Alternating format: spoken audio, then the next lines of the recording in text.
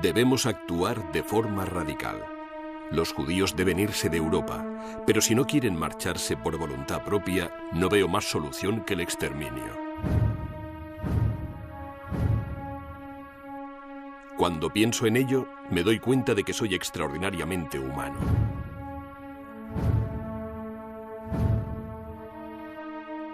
Hace mucho que terminó la Segunda Guerra Mundial, pero el mundo de pesadilla de Adolf Hitler aún representa el mal extremo.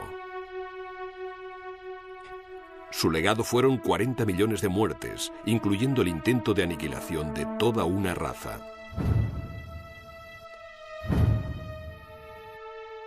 Pero ¿cómo pudo un solo hombre llevar al mundo al borde de la destrucción?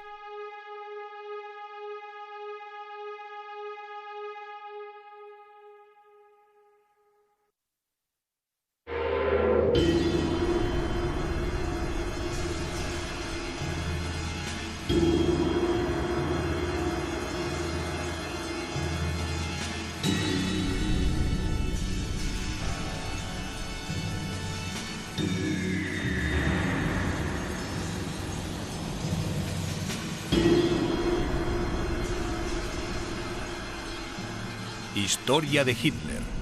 Primera parte.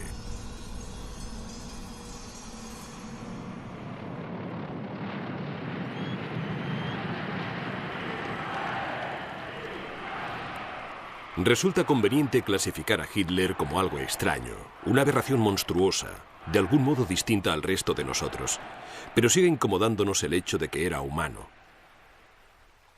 A pesar de ser el individuo más filmado y sobre el que más se ha escrito de la historia, sigue siendo una figura misteriosa, perdido entre filmaciones parpadeantes, eclipsado por el horror que desencadenó.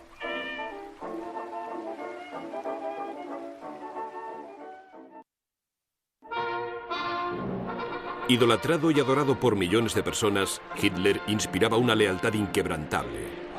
Winston Churchill le describió como ese hombre retorcido, depositario y personificación de un odio que destruye el alma. Pero para sus devotos seguidores era un héroe mítico y amenazador envuelto en una capa de justa venganza.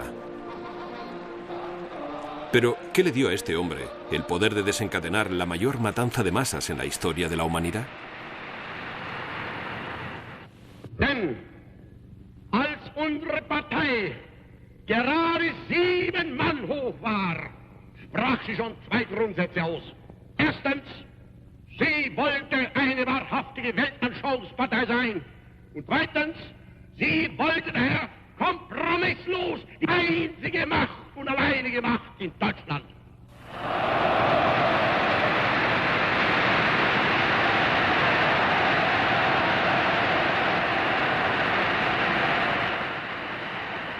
Hipnótico orador, fue con las palabras que Hitler transformó a Alemania de una república a una dictadura brutal.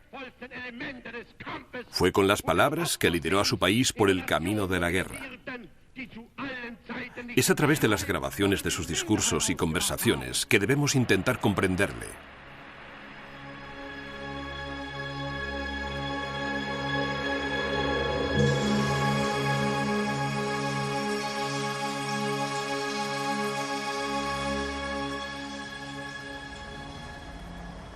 Hitler nació en el pequeño pueblo de Braunau, justo en la frontera austríaca con Alemania, el 20 de abril de 1889.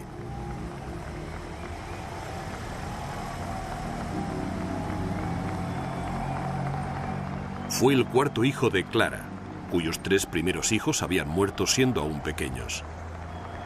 En consecuencia, la madre de Hitler se entregó plenamente a él, colmándole de cuidados y atenciones. El joven Adolf era un niño impaciente, gandul e infeliz que no se llevaba muy bien con su autoritario padre, Alois, un funcionario de baja categoría. En el fondo, pensaba que su hijo debería ser funcionario del Estado, pero me asqueaba solo pensar que un día yo estaría encadenado a una silla de funcionario. Yo solía decirle a mi padre, «Padre, piensa que...» y me interrumpía de inmediato.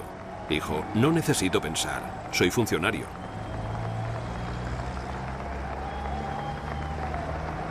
El colegio era ridículamente fácil. Lo que me gustaba lo aprendía. Lo que parecía irrelevante lo saboteaba por completo. Mis mejores asignaturas eran, con diferencia, geografía e historia. Siempre sacaba las mejores notas. Por otra parte, no tenía un comportamiento precisamente impecable. Me convertí en un pequeño cabecilla y era difícil de dominar. En realidad, la conducta de Hitler era perfectamente satisfactoria, pero nunca fue muy buen estudiante. Sus notas eran tan malas que se vio obligado a abandonar los estudios a los 16 años. Como de costumbre, la memoria de Hitler era altamente selectiva.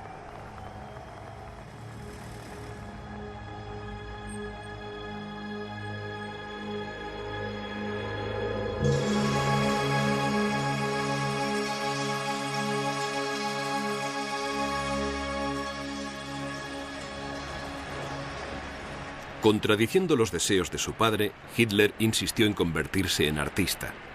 Cuando su padre murió en 1905, su indulgente madre le permitió trasladarse a Viena para intentar ingresar en la Academia Nacional de Arte.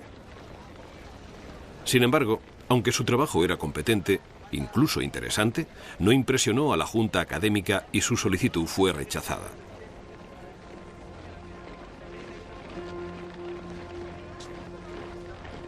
Para mí, Viena representa 5 años de dureza y miseria.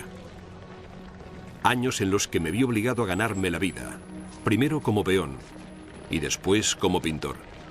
No tenía más amigos que la preocupación y el hambre insaciable. A pesar del dudoso entorno que me rodeaba, siempre conservé mi buen nombre.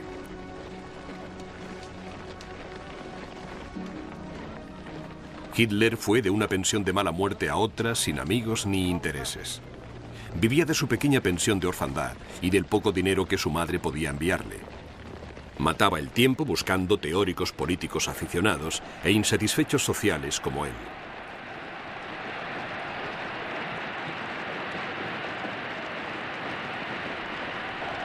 Se volvió intolerante.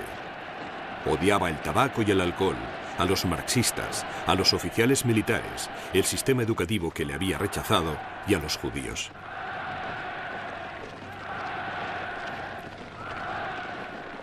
No topé con la palabra judío con demasiada frecuencia hasta que fue en conexión con discusiones políticas.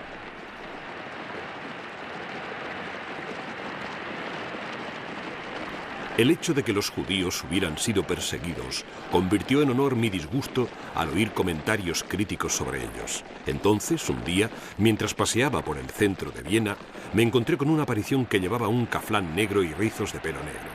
¿Esto es un judío? Seguro que en Linz no tenían ese aspecto.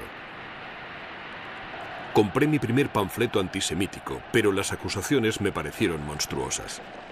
Entonces, fuera donde fuera, empecé a ver judíos. Y cuanto más les veía, más se diferenciaban del resto de la humanidad.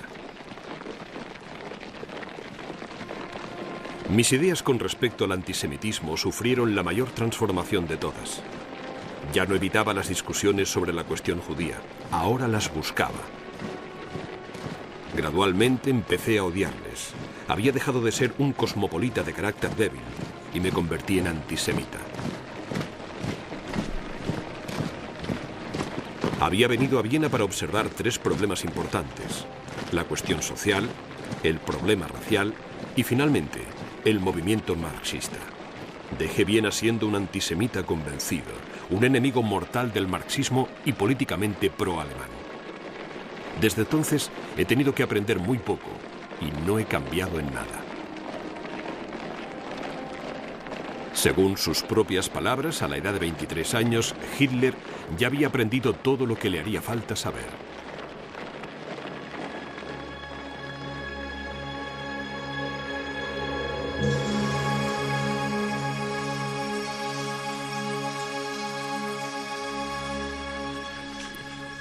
Cuando la Primera Guerra Mundial se extendió por Europa, Hitler vio la oportunidad de cambiar su vida miserable y sin sentido. Como sabía que el destino de Alemania y Austria no se decidiría solamente en el ejército austríaco, me alisté en el ejército alemán. El cambio pareció irle bien.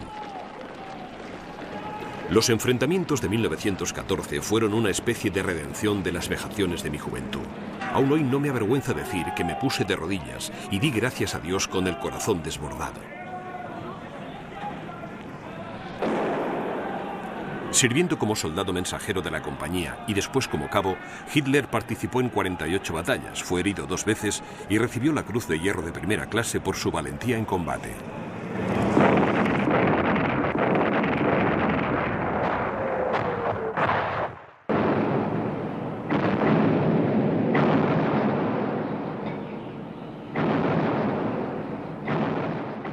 Sin embargo, Hitler no hizo ningún amigo.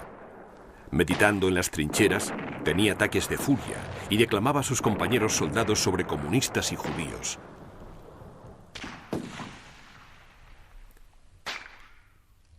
En octubre de 1918 quedó temporalmente ciego en un ataque con gas.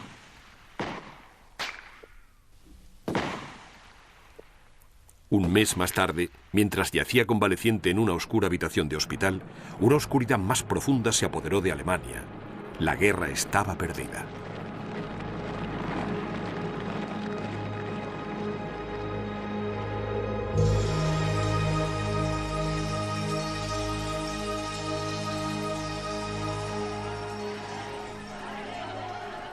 Al término de la guerra, muchas de las grandes monarquías europeas se desintegraron.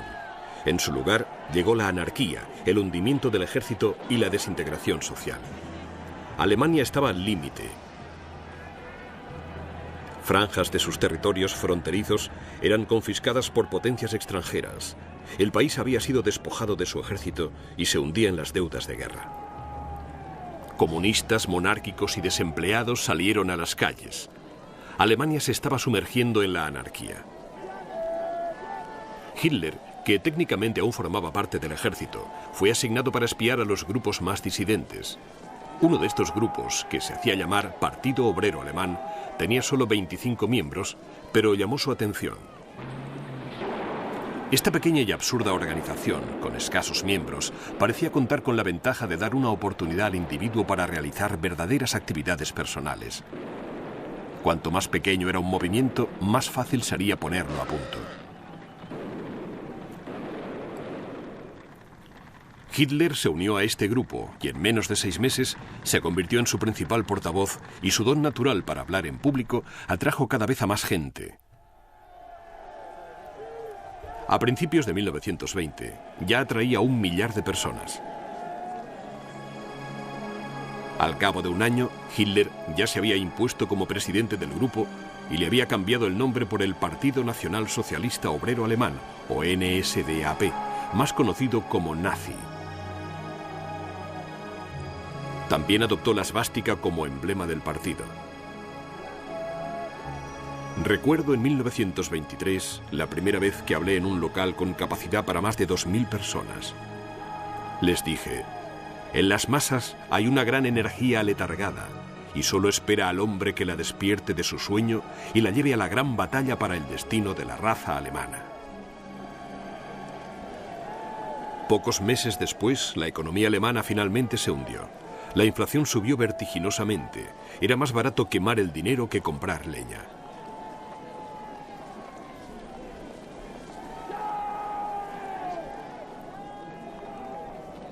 La miseria de nuestra gente es terrible de contemplar. Millones de personas están en el paro o muriendo de hambre.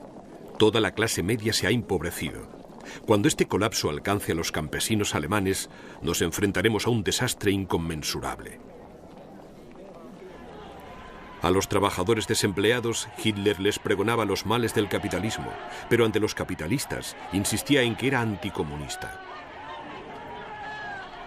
En todos los mítines tenía miembros del partido entre el público con órdenes para interrumpir durante frases meticulosamente preparadas, para dar la impresión de que eran expresiones espontáneas de la opinión pública. Estas interrupciones fortalecían mis argumentos. Hitler también organizó un variopinto grupo de matones callejeros a los que llamaba las SA, o camisas marrones. Mis tropas de choque, esos simpáticos granujas, con qué seguridad me seguían. Se entregaban en cuerpo y alma preparados para sabotear los mítines comunistas.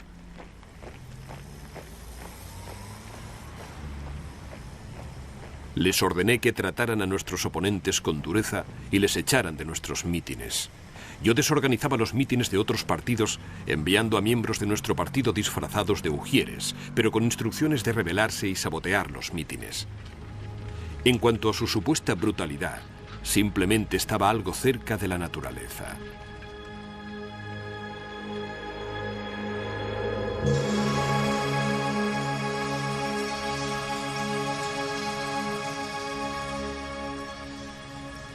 A lo largo de los siglos, la fuerza y el poder han sido factores determinantes. Solo la fuerza manda. La fuerza es la ley primordial. Si quieres guiar bien a la gente en un periodo difícil de la historia, no debes dudar de que cualquier individuo que activa o pasivamente se excluya de las actividades de la comunidad debe ser destruido. Los extremos deben combatirse con extremos. Debemos ser, antes que nada, los nacionalistas más fanáticos. La vida económica de una nación depende de la fortaleza de un Estado nacional. No depende de frases como libertad para el pueblo.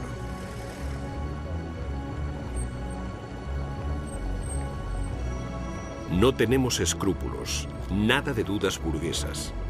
Me ven como un bárbaro ignorante. Sí, somos bárbaros. Queremos ser bárbaros. Es un título honorable. En 1923, Hitler y sus bárbaros finalmente vieron la posibilidad de ejercitar su creciente brazo político. 3.000 miembros del partido nazi salieron a las calles de Múnich en un intento de derrocar al gobierno bávaro. Creían que la policía cooperaría, pero en vez de eso, dispararon contra los nazis y mataron a 16. 3 días más tarde, Adolf Hitler, de 34 años, fue arrestado y acusado de traición. Sentenciado a 5 años de cárcel, Hitler pasó el tiempo dictando sus memorias a su leal acólito Rudolf Hess. Mein Kampf, o Mi lucha, era una larga e inconexa diatriba contra los objetivos favoritos de Hitler: judíos, extranjeros de todas clases y comunistas. Hitler solo estuvo encerrado 11 meses, pero a él le bastó para cambiar de opinión en cuanto a política revolucionaria. En lugar de trabajar para llegar al poder mediante un golpe armado, tendremos que respirar hondo y entrar en el gobierno. Si ganarles en votos tarda más que ganarles a tiros, por lo menos el resultado estará avalado por su propia constitución. Tarde o temprano obtendremos la mayoría y cuando ocurra, Alemania será nuestra.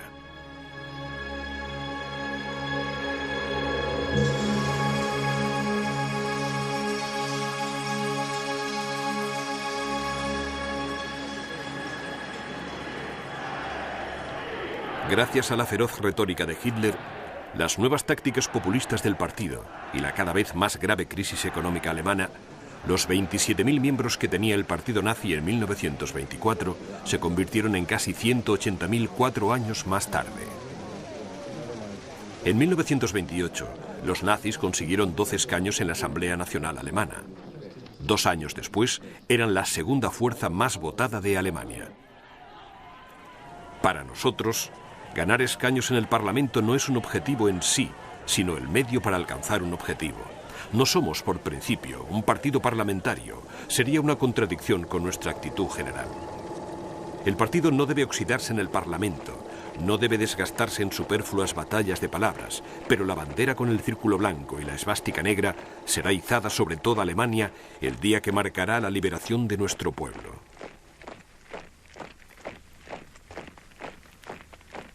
En las elecciones presidenciales de 1932, Hitler se presentó contra el anciano presidente alemán y héroe de la Primera Guerra Mundial, el capitán general von Hindenburg. De una forma o de otra, si las elecciones no son decisivas, la decisión debe tomarse por otros medios.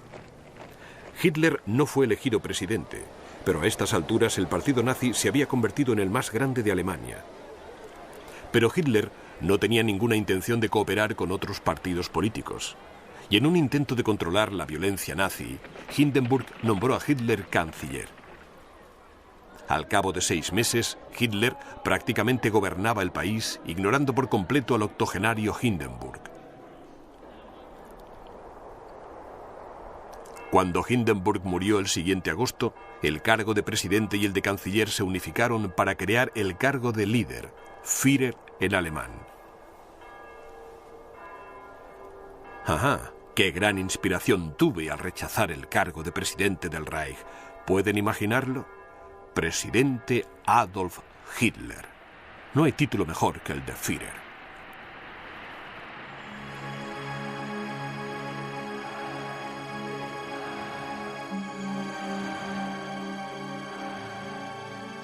Ahora, si alguien intenta imponerme condiciones, le diré: espera y verás las condiciones que te impongo yo a ti. Solo yo lidero el movimiento. Nadie me impone sus condiciones. Hitler solo había tardado 10 años en ascender de insignificante agitador político a señor absoluto de Alemania.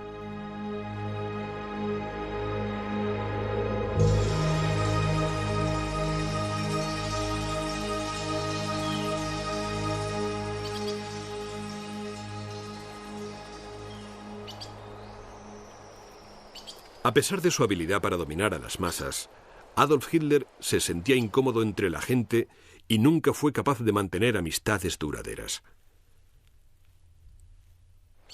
Para muchos parecía que el Führer solo se sentía seguro tras un podio.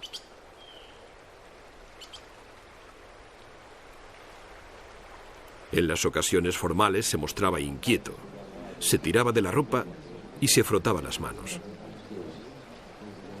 Para disimular su incomodidad, a menudo Hitler optaba por ser maleducado. En una ocasión, un admirador le preguntó al Führer cómo recibía a los embajadores extranjeros en una recepción. Es muy sencillo. Le miro directamente a los ojos hasta que pierde la compostura y entonces le pregunto: ¿le sienta bien el clima de Berlín a su excelencia? Y mientras farfulla una respuesta, yo ya me estoy dirigiendo a la siguiente persona. Sin embargo, a Hitler le gustaban particularmente las mujeres, y él a ellas. Se extasiaban ante sus ojos azules. El mundo está lleno de mujeres encantadoras. Mi tragedia particular es que, como jefe de Estado, siempre tengo a las damas más venerables como compañeras de cena. Preferiría ir y escoger a alguna secretaria o dependienta mona. Cuanto más grande es el hombre, menos importante es la mujer. Aún así, Hitler insistía en que había que respetar a las mujeres. Una sociedad en la que se considerara a las mujeres meras esclavas representaría una cara regresión para la humanidad. En tiempos prehistóricos, el matriarcado era una forma bastante extendida de organización social. Pero Hitler tenía sus límites. Detesto a las mujeres que se meten en política, y si encima se meten en cuestiones militares, se convierte en algo absolutamente insoportable. En ninguna sección del partido nazi una mujer ha tenido jamás el derecho de ocupar ni el puesto más insignificante.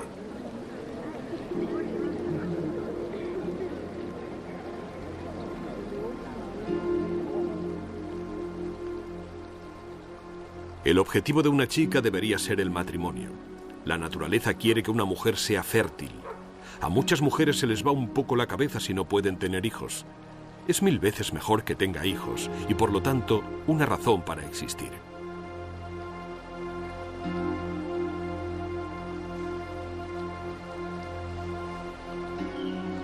Muchas de las mujeres en la vida de Hitler procedían de familias humildes como la suya.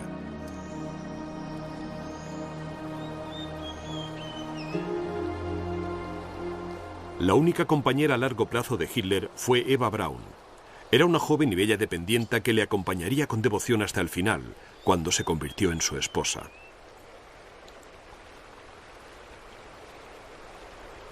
Curiosamente, el cariño que Adolf Hitler sentía por los niños parecía genuino. Disfrutaba de su compañía y se le daba bien contar cuentos. Imitaba la voz de los diferentes personajes para deleite de su pequeña audiencia. Pero por muy encantadores que fueran, los niños también tenían un propósito en la Alemania de Hitler.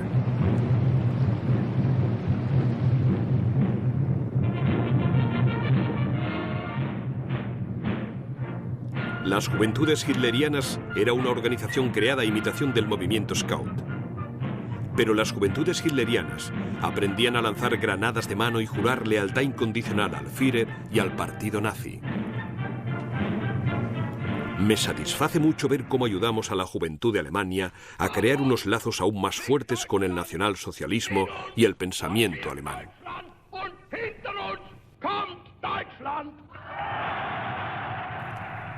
Cualquiera que conozca el espíritu de la juventud comprenderá que son ellos los que esperan con más alegría oír un grito de guerra. La juventud trabaja sin parar por una idea, a pesar de lo que las generaciones mayores hagan para detenerles.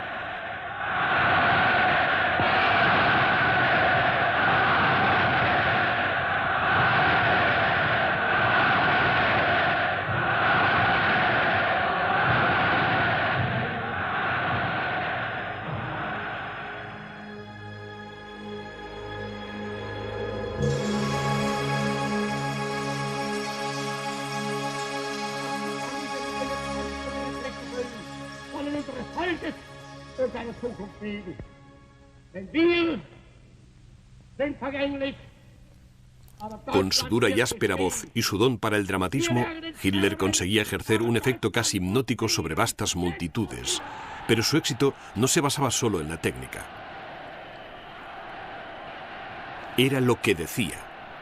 Como tantos líderes políticos antes y después de él, Hitler descubrió que una forma rápida y eficaz de unir a la gente era encontrando un enemigo común.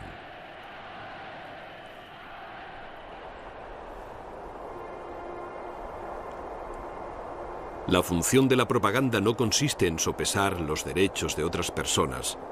Su labor es la de servir a nuestros propios derechos siempre y con decisión. La genialidad de un líder debe otorgarle la capacidad de hacer que parezca que distintos oponentes pertenezcan a una misma categoría. Las mejoras de cualquier tipo deben completarse obligatoriamente con una lucha contra alguna casta o clase social. Mi objetivo es provocar agitaciones revolucionarias, sin tener en cuenta los métodos que tenga que utilizar para conseguirlo. Con esto en mente, debía encontrar el tipo de víctima adecuado. Analicé todas las soluciones posibles y llegué a la conclusión de que una campaña contra los judíos sería tan popular como exitosa. Están completamente indefensos y nadie se molestará en protegerles. Auch nur einer von uns atmen kann, wird diese Bewegung seine Kräfte leihen und für sie eintreten, so wie in den Jahren, die hinter uns liegen. Dann wird vor Trommel die Trommel kommen, zur Fahne die Fahne, dann wird zur Gruppe die Gruppe stoßen, zum Gau der Gau und dann wird endlich diese gewaltige Kolonne der geeinten Nation nachfolgen, das früher zerrissene Volk.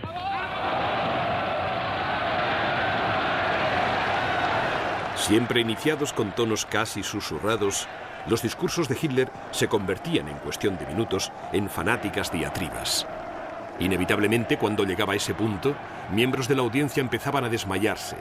Hitler estaba más que satisfecho con los resultados y despreciaba a las masas como si fueran ovejas o ganado que se dejaban guiar ciegamente. Toda la propaganda debe ser popular y su nivel intelectual debe ajustarse a la inteligencia más limitada. En consecuencia, cuanto mayor sea la masa a la que hay que llegar, más bajo deberá ser el nivel intelectual de la propaganda. La propaganda debe evitar exigir un esfuerzo intelectual del público. La gente necesita un miedo saludable. Quieren algo que temer. Quieren que alguien les asuste y les vuelva terriblemente sumisos. El terror es algo absolutamente indispensable para fundar una nueva potencia.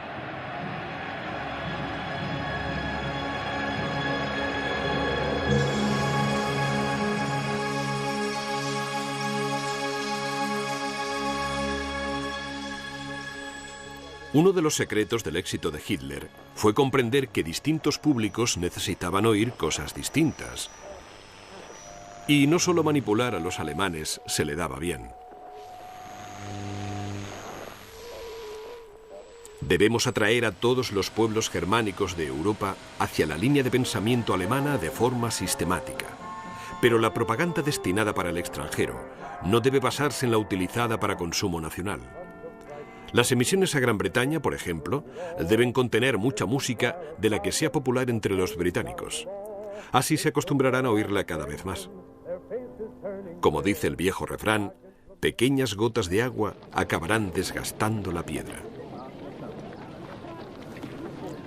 Durante los primeros años de la dictadura, la imagen que Hitler proyectaba al mundo fuera de Alemania era la de un hombre razonable que luchaba por reconstruir su malogrado país.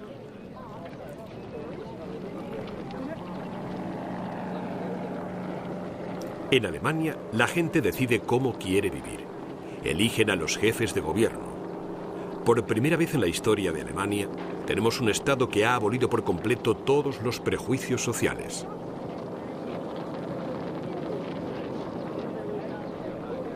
Afirmo definitivamente que las minorías que viven en Alemania no son objeto de persecución.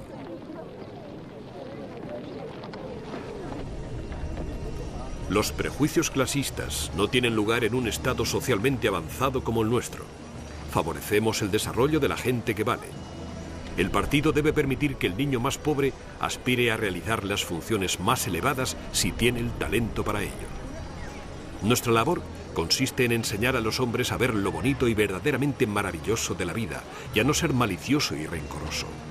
Disfrutar de la belleza y evitar cualquier cosa que pueda ser nociva para las personas como nosotros.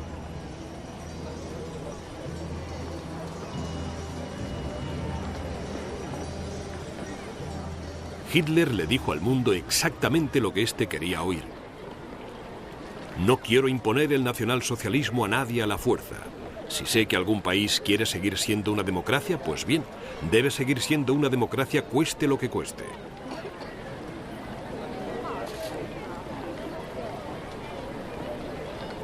El gobierno nacional tiene como deber utilizar la igualdad de derechos como instrumento para asegurar y mantener la paz que el mundo necesita hoy más que nunca. Mis compañeros de partido me comprenderán cuando me oigan hablar de paz universal, desarme y acuerdos de seguridad mutua.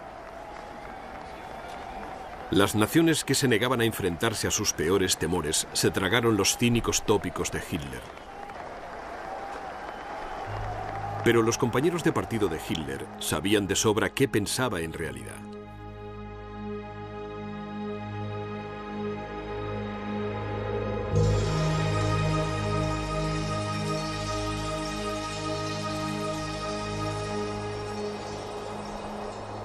Según los norteamericanos, Norteamérica tiene lo mejor, lo más grande y lo más eficiente de todo el mundo. Tiene el cerebro de una gallina. Bueno, la desilusión será aún mayor cuando su castillo de cartas se venga abajo. Los británicos no conocen el concepto de caballerosidad en la guerra. Son realistas, no tienen escrúpulos y son fríos como el hielo. Los alemanes siempre se ven limitados por sus escrúpulos morales. Los actuales mandatarios de Rusia son criminales comunes. La escoria de la humanidad que ha quitado de en medio a miles de personas por su salvaje sed de sangre. No olvidemos que el judío internacional domina Rusia por completo. Aún así, a su manera, Stalin es un gran tipo.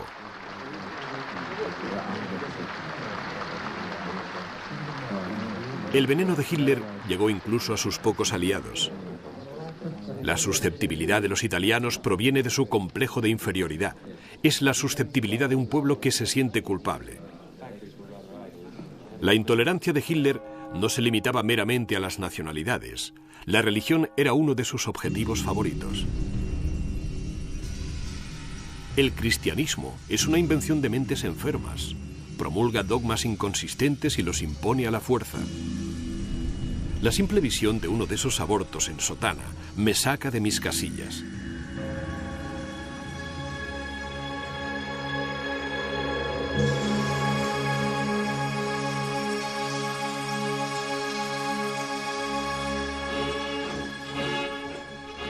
Para Hitler, el pueblo alemán era especial. El pueblo alemán ha hecho de la ley moral el principio básico de toda acción. Nosotros, los alemanes, tenemos ese maravilloso sentido del deber del que otros carecen. Los alemanes son la especie superior de la humanidad en la Tierra. Hitler juró a su gente que haría de su nación el eje de Europa.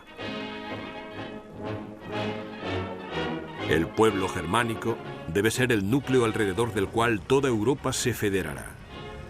Cuando hayamos organizado Europa adecuadamente, quién sabe, quizá un día seamos capaces de satisfacer otras ambiciones. De hecho, Hitler satisfizo otras ambiciones desde el primer día. Nunca considere seguro el Reich, a menos que esté en disposición de dar a cada uno de sus descendientes un pedazo de tierra en propiedad.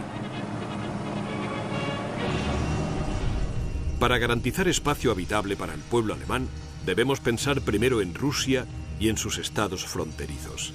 Las circunstancias deben adaptarse a los objetivos, y esto es imposible sin la invasión de países extranjeros o el ataque a propiedades extranjeras. Mi política a largo plazo aspira a tener 100.000 millones de alemanes instalados en los territorios conquistados. Los colonos alemanes de nuestras nuevas colonias en el este deberán vivir en bonitas y espaciosas granjas. Más allá, habrá otro mundo en el que los rusos podrán vivir como quieran. Prohíbo absolutamente la organización de cualquier tipo de higiene o limpieza en dichos territorios. Nada de vacunas ni jabón para limpiarse la porquería. Eso solo implicaría un aumento de la población local. Pero que tengan todo el vodka y el tabaco que quieran.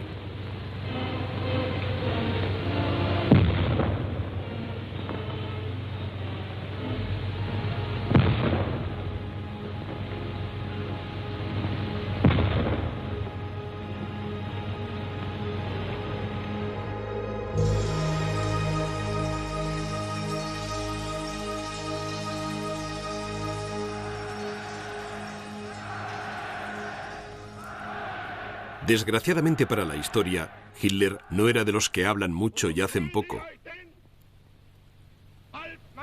En cuanto llegó al poder, convirtió sus palabras en acciones y el mundo cambió para siempre. Alemania solo puede salvarse con la acción. Un gobierno necesita poder, necesita fuerza. Debe imponer las ideas que considera correctas con mano de hierro.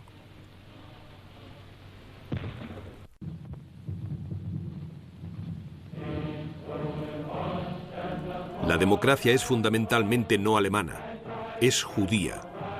Esta democracia judía, con sus decisiones de la mayoría, siempre ha sido un medio para la destrucción del liderazgo ario. Las restricciones de la libertad personal, como el derecho de libre expresión y el de reunión, son permisibles más allá de límites legales. La naturaleza es cruel y por lo tanto nosotros tenemos el derecho de ser crueles.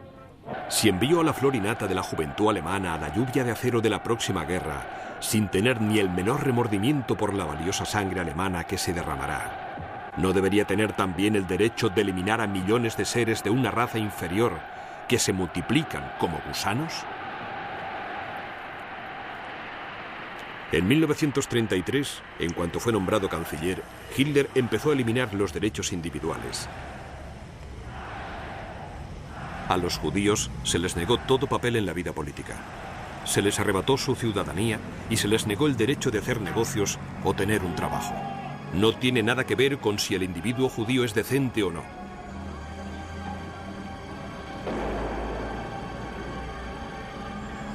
Mi primera labor será la aniquilación de los judíos. Haré construir filas de horcas. Se colgará a los judíos indiscriminadamente y se les dejará colgando hasta que apesten. En cuanto se les descuelgue, se colgará al siguiente grupo hasta exterminar hasta el último judío. Es un espectáculo vergonzoso ver cómo todo el mundo democrático rezuma simpatía por el pobre y atormentado pueblo judío.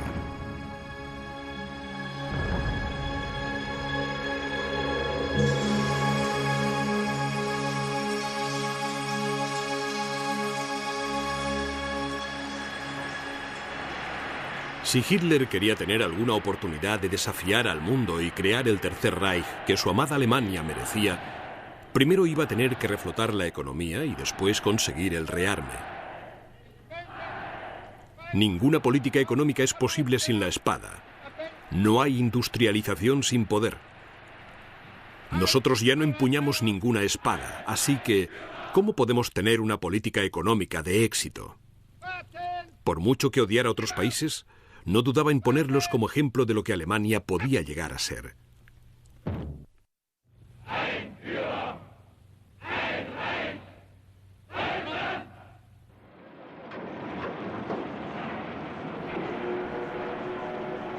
En Norteamérica todo está fabricado a máquina.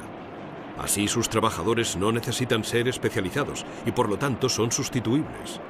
En ese aspecto estamos muy por detrás de los norteamericanos.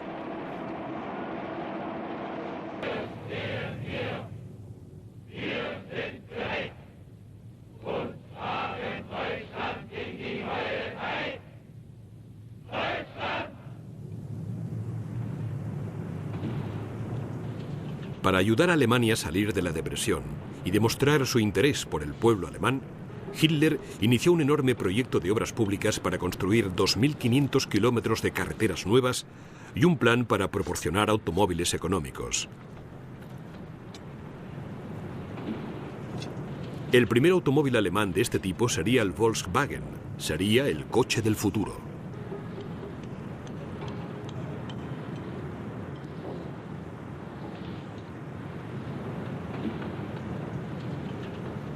Los coches económicos eran el menor de los problemas de Alemania.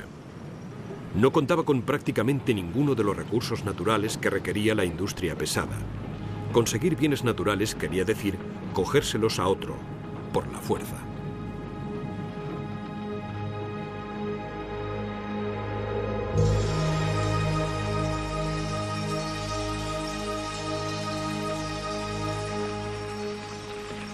Originariamente, la guerra era una lucha para conseguir tierras de pasto.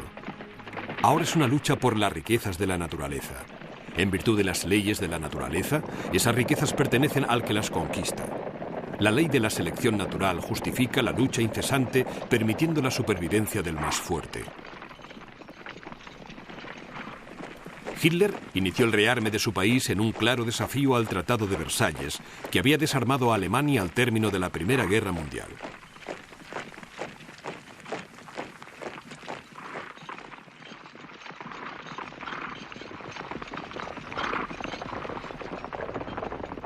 En 1934, el ejército alemán contaba con 100.000 hombres, ningún tanque, ningún avión y muy poca artillería. Al cabo de 5 años, Hitler había pasado de 8 divisiones a 38, con un total de más de 4 millones de hombres. Hitler exageraba constantemente el potencial militar de Alemania como si desafiara a los demás a que le detuvieran. Lo que el mundo no quiere ver hoy, no podrá ignorarlo dentro de un año.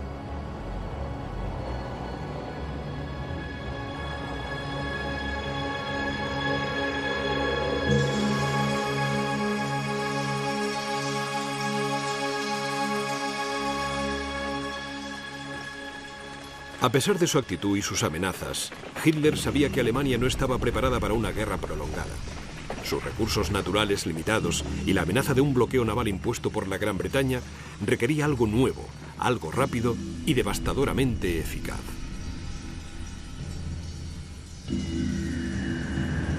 En una guerra, el soldado que consigue los mayores éxitos es el que tiene los medios técnicos más modernos a su disposición, no solamente en la batalla, sino también en el campo de las comunicaciones y del abastecimiento.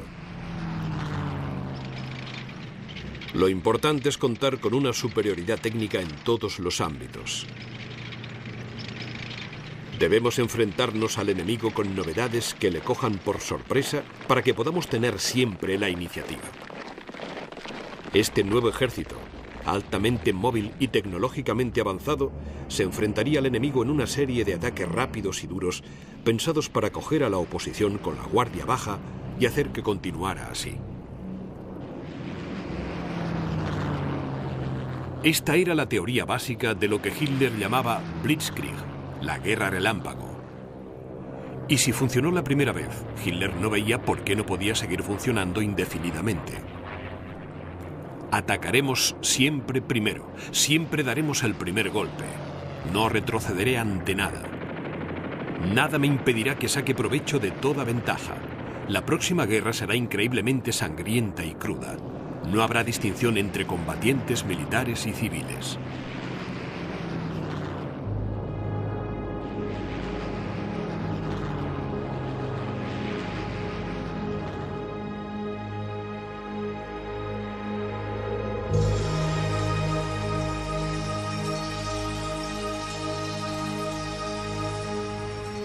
Alemania está perfectamente preparada para renunciar a todas las armas ofensivas.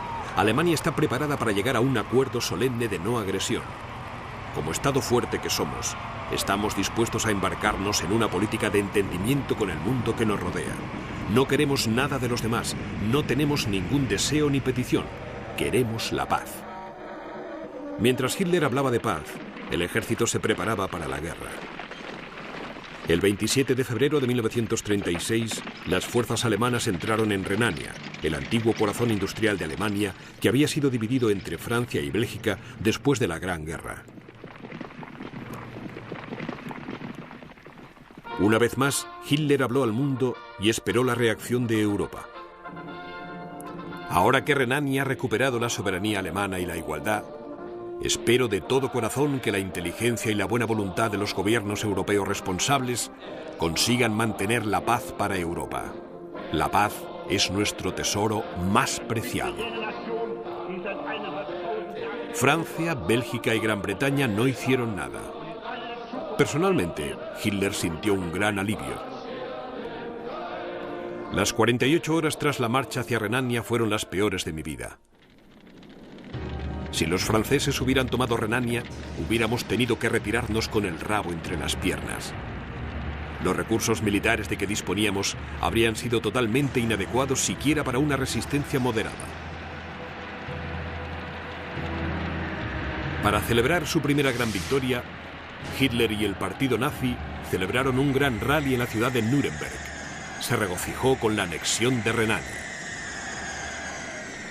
Puede que en el extranjero no les gustemos, pero nos respetan y tenemos su atención.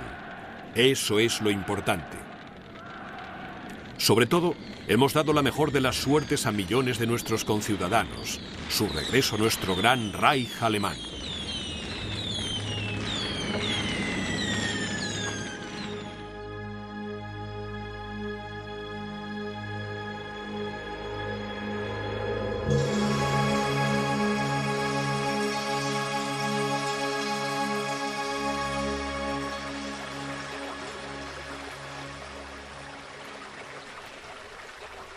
Ahora Hitler centró su atención en su tierra natal, las ruinas del Imperio Austrohúngaro.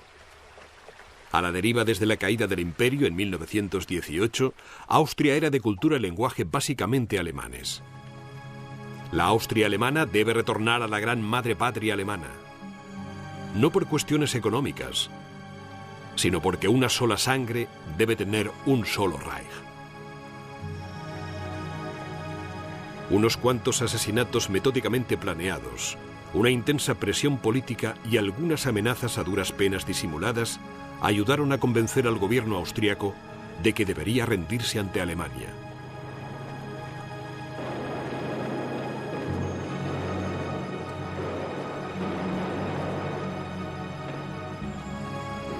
El 11 de marzo de 1938, el ejército alemán cruzó la frontera.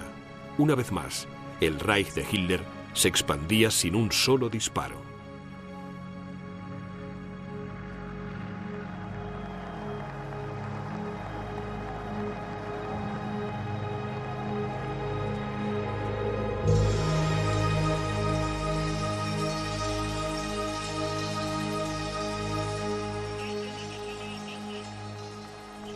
Contando con que prácticamente ninguna agresión haría reaccionar a Gran Bretaña y Francia, Hitler inició la agitación pública para su siguiente conquista, los Sudetes. 109.000 kilómetros cuadrados de antiguo territorio alemán cedido a Checoslovaquia al término de la Primera Guerra Mundial. Una vez solucionado el problema de los Sudetes, será el último territorio que le reclamo a Europa. Espero que dentro de unos días se haya solucionado el problema y habremos ocupado todas las zonas que nos pertenecen, y así se dará por zanjada una de las crisis más importantes de Europa.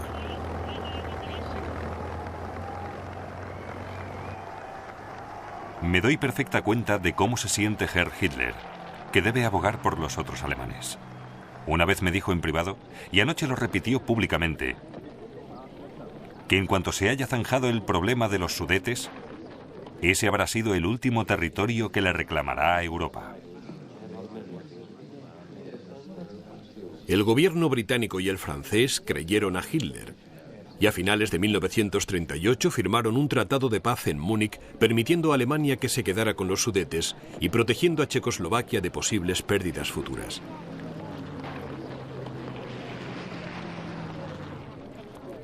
Mientras toda Europa celebraba lo que el primer ministro británico llamó la paz de nuestro tiempo, Hitler se sinceraba con sus allegados.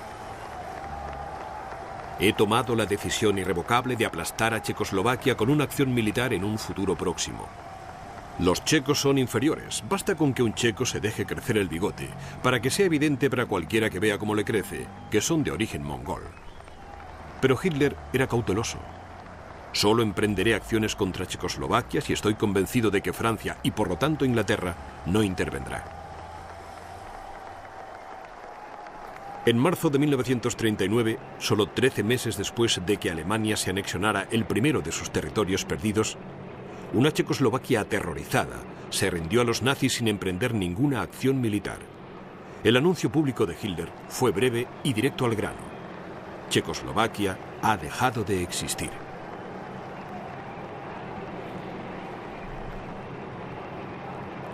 La toma de Checoslovaquia solo 4 meses después de garantizar su seguridad no sería el último pacto que Hitler iba a romper ese año. Embriagado por el éxito y la negativa de los aliados de Checoslovaquia de acudir en su ayuda, Hitler fijó de inmediato su atención en la vecina Polonia, con la que había firmado un tratado de no agresión hacía 5 años.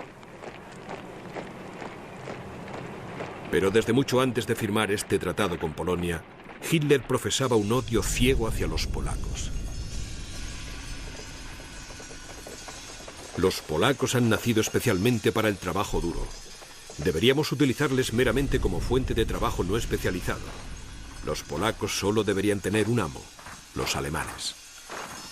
Todos los representantes de la intelectualidad polaca deben ser exterminados. Me gustaría matar sin piedad a todos los hombres, mujeres y niños de la raza polaca o que hablen polaco. Adolf Hitler estaba a punto de abrir las puertas del infierno.